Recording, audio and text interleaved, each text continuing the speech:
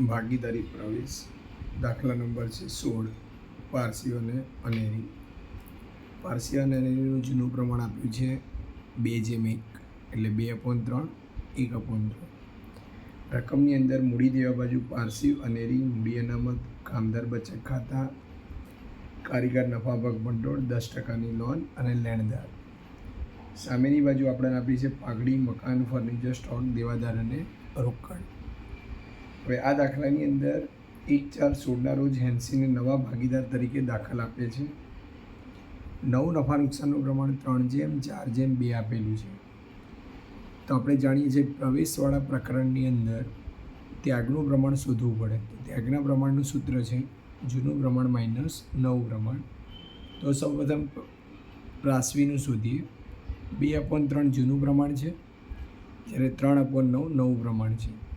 તો આપણે જાણીએ છીએ સરળ ભાષામાં તો છેદનો ગુણાકાર કરી દેવાનો. 9 તરીને 27, 9 દુ 18, 3 તરી 9.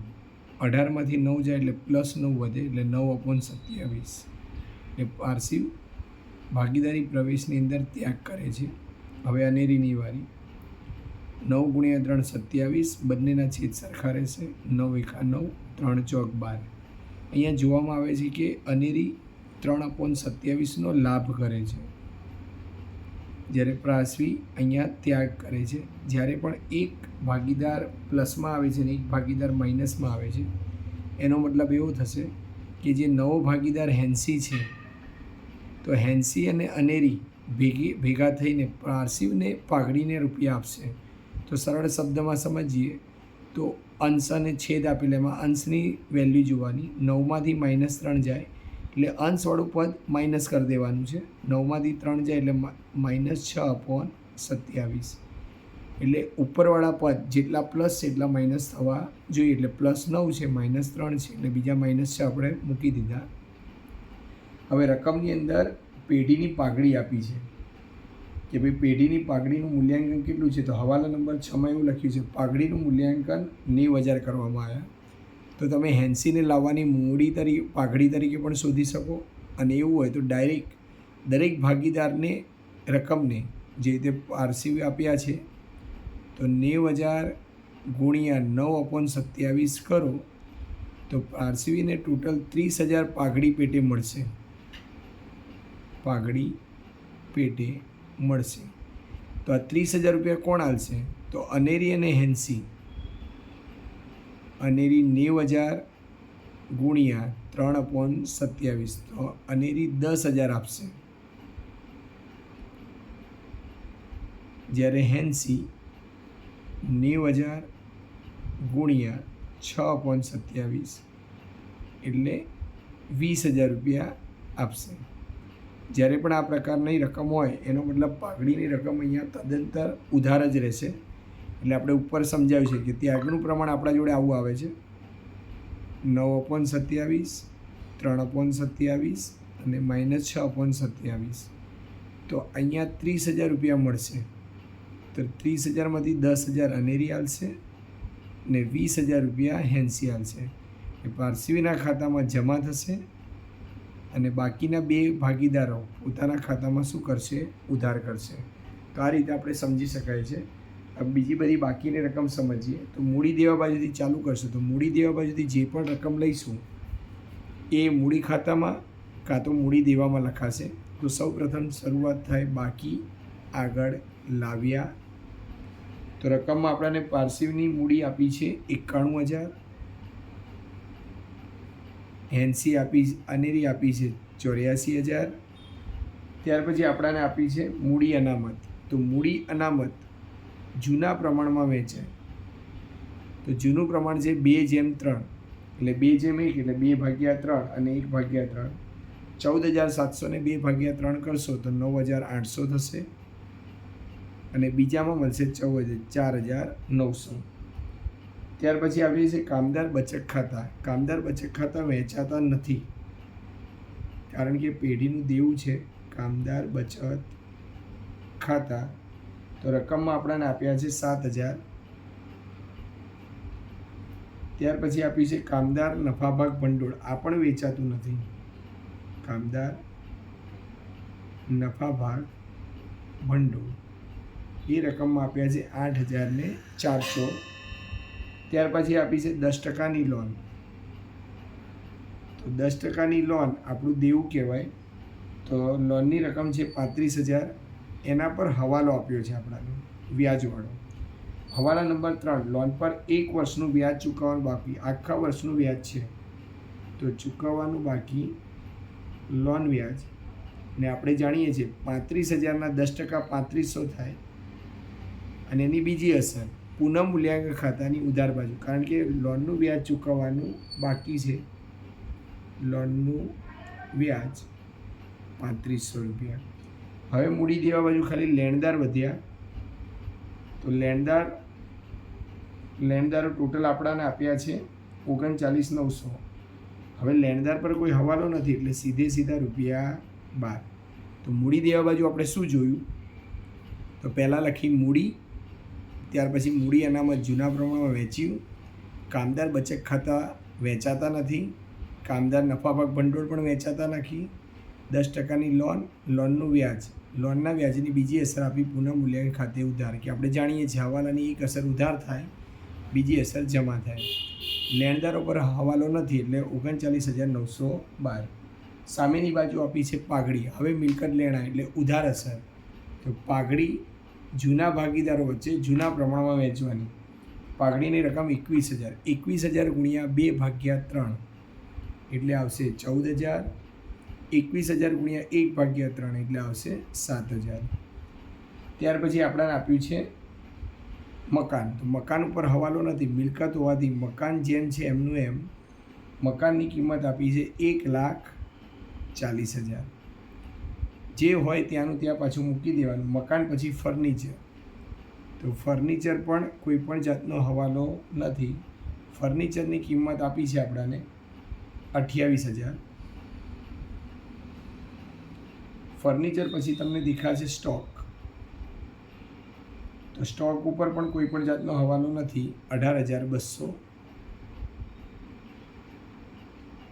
ત્યાર પછી છે દેવાદારો પર પણ કોઈ જાતનો હવાલો નથી, 16,800. અને છેલ્લે આપણું રોકડ એટલે 56,000. તો આપણે બાકી આગળ લાવ્યા 56,000. તો મિલકત લેણા બાજુ આપણે શું જોયું? તો મિલકત લેણા બાજુ પહેલાં જોયું પાઘડી 21,000 છે જે જૂના પ્રમાણમાં વેચાય જૂના ભાગીદારો વચ્ચે. 14,000 7,000. મકાન, ફર્નિચર, સ્ટોક, દેવાદાર ઉપર હવાલો નથી અને આપણાને આપી છે રોકડ. હવે બાકીની જે માહિતી છે એ જોઈએ. તો લોન હવાલા નંબર 3 પતી ગયો. લોન પર વ્યાજ હતું.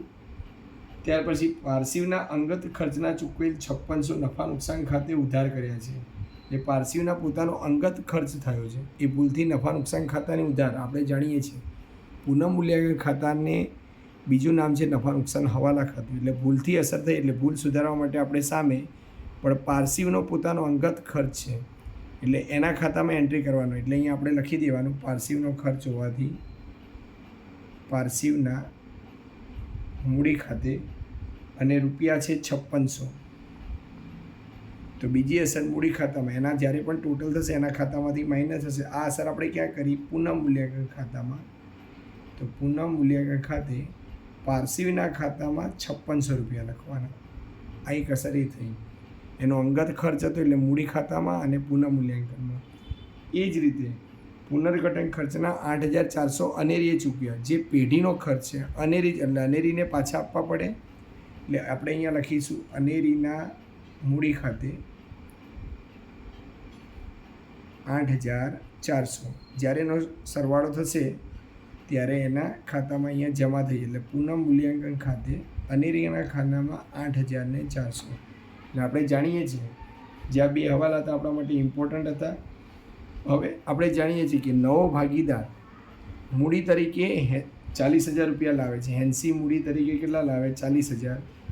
તો એક તો રોકડ ખાતાની ઉધાર બાજુ હેન્સીના મૂડી ખાતે 40,000 અને મૂડી ખાતાની જમા બાજુ રોકડ ખાતે હેન્સીના ખાનામાં 40,000. આપણે જાણીએ છીએ હમણાં જ પાઘડીનો હવાલો આપણે સોલ્વ કર્યો. તો શું કર્યું એની અંદર કે પારસીવ નામના ભાગીદારને અનેરી અને હેન્સી આપણાને 10,000 ને 20,000 રૂપિયા ભેગા કરીને આપશે. તેની અસર અહીંયા કરવાની. તો પારસીવને 2 જણ આપે છે, એક અનેરીના મૂડી ખાતે અનેરી કેટલા આપે છે? 10,000. ત્યાર પછી આપે છે હેન્સીના મૂડી ખાતે હેન્સી કેટલા આપે છે? 20,000. તો જો અહીંયા જમા લખેલું છે એટલે ટોટલ થઈ ગયા 30,000. સામેની બાજુ લખવાનું, અનેરીના ખાતામાંથી 10,000 માઇનસ કરી દેવાના, કારણ કે પારસીવને આપે છે. તો અહીંયા લખી દેવાનું પારસીવના મૂડી ખાતે.